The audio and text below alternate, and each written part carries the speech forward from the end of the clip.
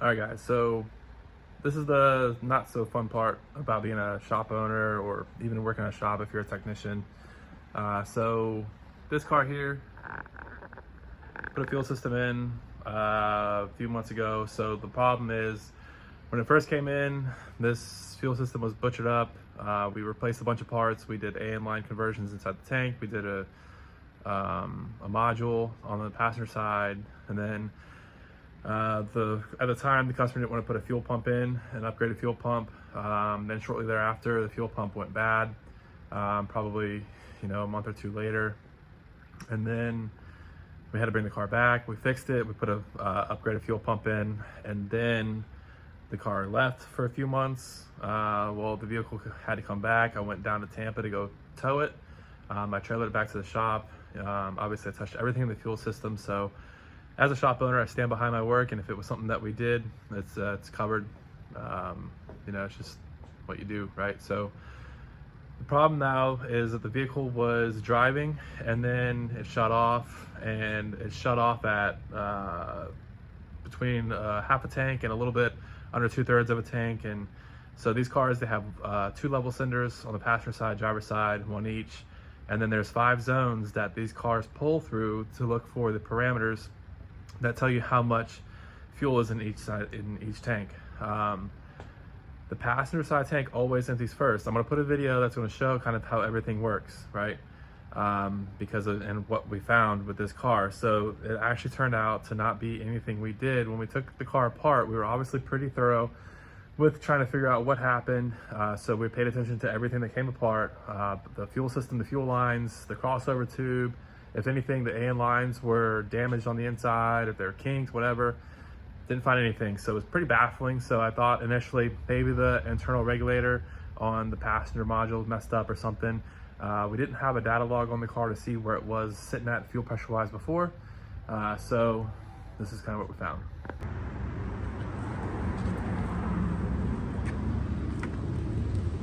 All right, so this is a C6 Corvette fuel system, and the white bucket is the passenger side fuel module. This is the driver's side fuel module, and this is what we'll simulate as the engine. So this is the crossover tube hoses here. This one goes to the actual pump on the driver's side. This goes into the driver's side tank from the passenger side tank.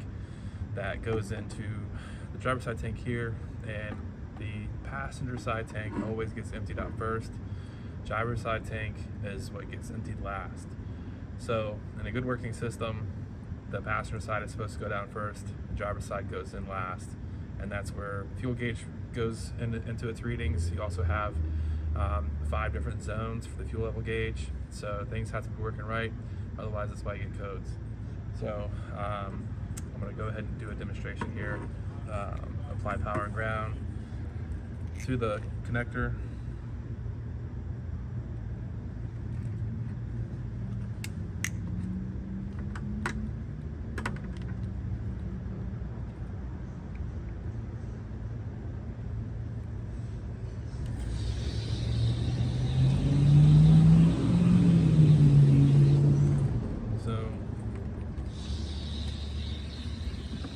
Right now, this is the discharge hose from the passenger tank. This is my test rig I made for the engine. As you can see, it's going to take a second. Right here, discharging. We've got 58 pounds, so 58 pounds is what is allowing this to discharge here. I'm going to show you a problem that I found with this one here. Kind of why we might be in the position we are.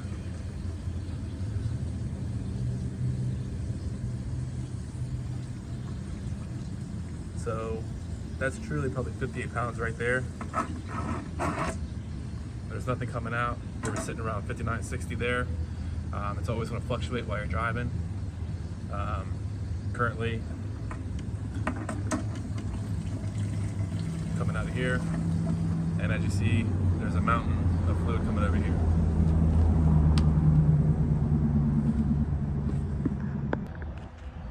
Alright, so again, I'm going to show you guys the fluid coming out of the top of the pump. You can see it discharging from the top right here. We have fluid going to the engine still, so the car will run. There's no movement in the white tank, the passenger side tank. So what happens is when it gets to a low enough level, this thing is going to stop running, pretty much to simulate how it would be once you get low enough in the tank and it gets below the basket. So pulling this pump module out here, there's a hose that connects. It's a small hose that connects to the pump feed right here. Now this is the aftermarket Racetronics module. There's a nipple on the inside you have to get it to. Okay, I'm gonna show you guys. I'm gonna connect it. Take a second. This thing sucks.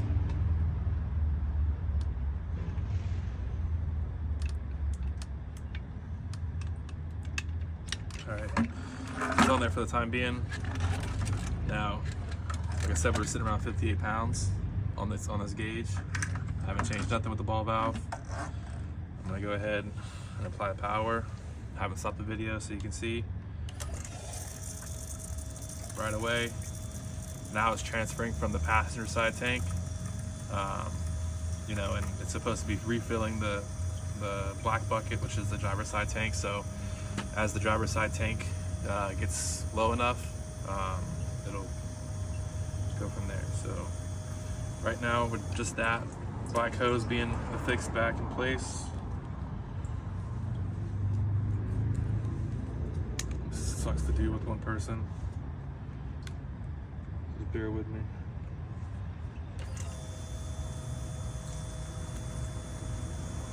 Alright. One person, one arm too. So putting that back in, we're at about 61, 62 pounds on the gauge. And then as you see, we have movement here.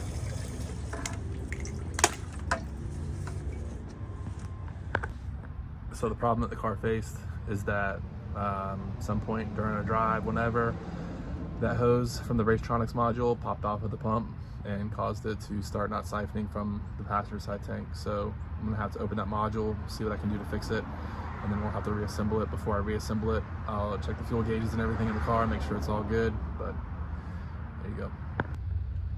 All right, so now that I showed you kind of what was going on and what the car was faced with, now we are going to take the fuel pump module apart. We're going to go and do, so you gotta forgive me, I'm at the shop alone, so I don't have anybody to hold the camera, and I broke the tripod today doing those videos out there.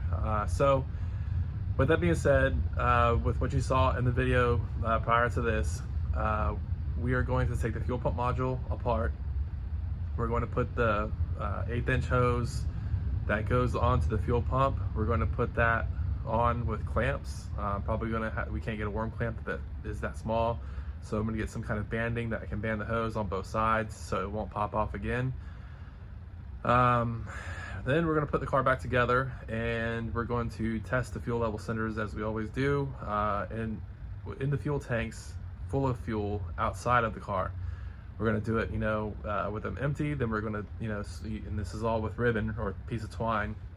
And then we're going to take and put fuel in both tanks. And then we're going to check the levels. We're going to watch it go up. We're going to watch it go down, and pretty much reenact the fuel system as it was. Because as everybody knows, if you don't know, I'm going to show you real quick. Doing fuel systems in these cars absolutely sucks. And the reason for that is, in order to do it right, you have to remove the entire transmission and rear end assembly. So especially more so when you put these AN lines in, you have to bring the crossover hose down far enough so you can connect them, and it's impossible to do with the transmission inside the car. Ask me how I know. I'm gonna go ahead and tell you, we tried it, and there's no way around it. These crossover tubes are the bane of my existence, and from now on, every vehicle, every C6 rather, that is going to come in and get a fuel system, I'm going to drill and tap the top of the tanks, and it's going to be an external line, AN line, PTFE, that This hose is going to be empty, so it is no more than just a fuel transfer hose. And I'm going to start offering other options. I'm working with a fabricating company now for something that's going to make a lot of people's lives easier. For those of you who have dedicated race cars, maybe you don't need both tanks, you just want one tank. Maybe you don't want to have any of this problem, you just want to go ahead and have a crossover in the bottom of the tank, so it's always technically sumped, and you're not worrying about, or you want better, we'll call it just weight transfer and weight balance. I'm going to offer a bunch of different options, kits. There's a few out there already, but based on all of the C6 troubles that I have found, I will make something that's going to work better for everybody. I will make another video after this, when we get the vehicle all together, kind of record the process of putting it back together, so you can see the confirm on the repairs, so stay tuned and watch for that.